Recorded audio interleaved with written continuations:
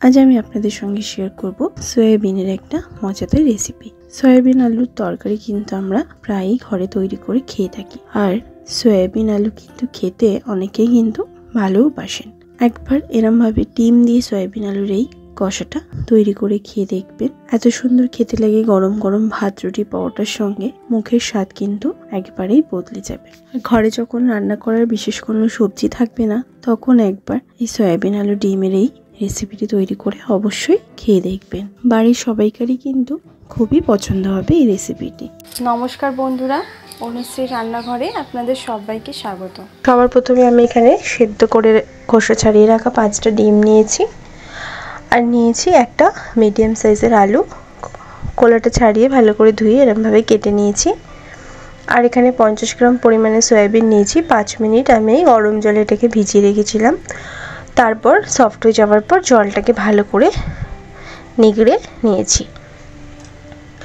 এরপর gas on করে একটা কড়া বসিয়ে দিয়ে দেবো পরিমাণ মতন সর্ষের তেল।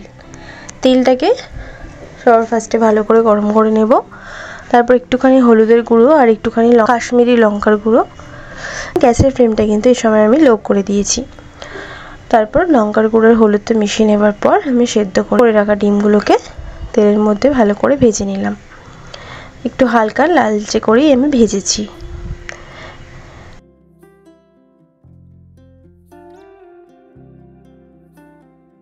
এবার ওই তেলের মধ্যে আমি কেটে রাখা আলুগুলোকে দিয়ে দেব।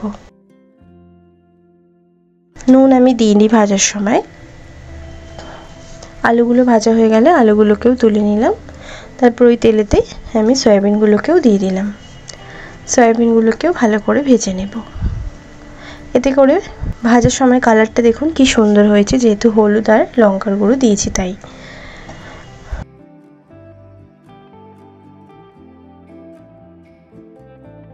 সয়াবিনটাও তুলে নেবার পর আমি কড়াতে দিয়ে দিলাম আর একটু পরিমাণে সরষের তেল। তেলটা গরম হয়ে গেলে ফোড়নে দিচ্ছি 2টো শুকনো লঙ্কা, 2টো তেজপাতা আর হাফ চামচ পরিমাণে গোটা জিরে। ফোড়নটাকে 30 সেকেন্ড সময় ধরে একটুখানি ভেজে নেব। ফোড়নটা একটু ভাজা হয়ে যাওয়ার পর 2টো মিডিয়াম সাইজের পেঁয়াজ আমি এখানে খুব মিহি করে কুচিয়ে নিয়েছি। পেঁয়াজগুলোকে আমি ভেজে নেব 2 মিনিট গ্যাসের ফ্লেমটা হাই করে।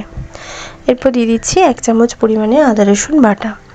আদা রসুন বাটাটা দিয়েও ভালো করে একটুখানি কষিয়ে নিলাম। আদা রসুনের কাঁচা গন্ধ কেটে যাওয়ার পর দিয়ে দিচ্ছি এখানে হাফ চামচ পরিমাণে জিরের গুঁড়ো, হাফ চামচ পরিমাণে ধনের গুঁড়ো, হাফ চামচ পরিমাণে কাশ্মীরি লঙ্কার গুঁড়ো আর হাফ চামচ পরিমাণে ঝাল লঙ্কার গুঁড়ো, আর 1/4 চামচ দিচ্ছি হলুদের গুঁড়ো, আর দিচ্ছি স্বাদ মতো নুন। নুনের ঝালটা কিন্তু আপনারা নিজেদের টেস্ট অনুযায়ী এখানে ব্যবহার করবেন। লো টু মিডিয়াম ফ্লেমে রেখেই কিন্তু আমি এই মশলাগুলোকে কষিয়ে নেব, যেহেতু গুঁড়ো মশলা দিয়েছি। মশলাটা কষিয়ে নেওয়ার পর আমি 2টো মিডিয়াম সাইজের টমেটোকে গ্রেট করে নিয়েছিলাম, সেই গ্রেট করে রাখা টমেটোটা দিয়ে দিলাম। টমেটোটাকে দিয়ে আবারও সব মশলার সঙ্গে ভালো করে আমি কষিয়ে নেব। মশলাটা বেশ ভালো করে কষানো হয়ে গেছে। মশলা থেকে তেল সেপারেট হতে কিন্তু শুরু করেছে। এরপর আমি 3 চামচ ফ্যাটানো টক দই আমি এখানে দিয়ে দিচ্ছি। গ্যাসের ফ্লেমটা একদম লোতেই রেখেই দেবো দইটা। আর দিচ্ছি 1 চামচ পরিমাণে কাসুরি মেথি। দইটাকে লো ফ্লেমে একটুখানি আমি কষিয়ে নেব। দইটাকে দেওয়ার পর লো ফ্লেমে আমি একটুখানি কষিয়ে নেব মশলার সঙ্গে। আর আমার চ্যানেলটি যারা এখনও পর্যন্ত সাবস্ক্রাইব করেননি, তারা প্লিজ আমার চ্যানেলটিকে সাবস্ক্রাইব করে নেবেন আমার প্রতিদিনের ভিডিওর আপডেট পাওয়ার জন্য। ভালো করে কষানো হয়ে যাওয়ার পর আমি এখানে দিয়ে দেব ভেজে রাখা সয়াবিন, আলু আর ডিম। সয়াবিন, আলু, ডিমটাকে দিয়েও ভালো করে নাড়াচাড়া করে একটু কষিয়ে নেব মশলার সঙ্গে। এরকমভাবে এই রেসিপিটি কিন্তু একবার ট্রাই করে দেখবেন, দারুণ কিন্তু লাগে খেতে। ভালো করে কষানো হয়ে যাওয়ার পর দিয়ে দিচ্ছি 1 গ্লাস পরিমাণে জল। আপনারা যে যেমন গ্রেভি এই রান্নাটাতে খেতে চান, গ্রেভিটা সেই হিসাবেই কিন্তু দেবেন। আর দিচ্ছি হাফ চামচ পরিমাণে গরম মশলার গুঁড়ো, দিয়ে ভালো করে নাড়াচাড়া করে নেব। গ্রেভিটা ফুটে উঠলে 5 মিনিট আমি মিডিয়াম ফ্লেমে ঢাকা দিয়ে রান্নাটা হতে দেব। ঢাকাটা 5 মিনিট পর সরিয়ে নিলাম।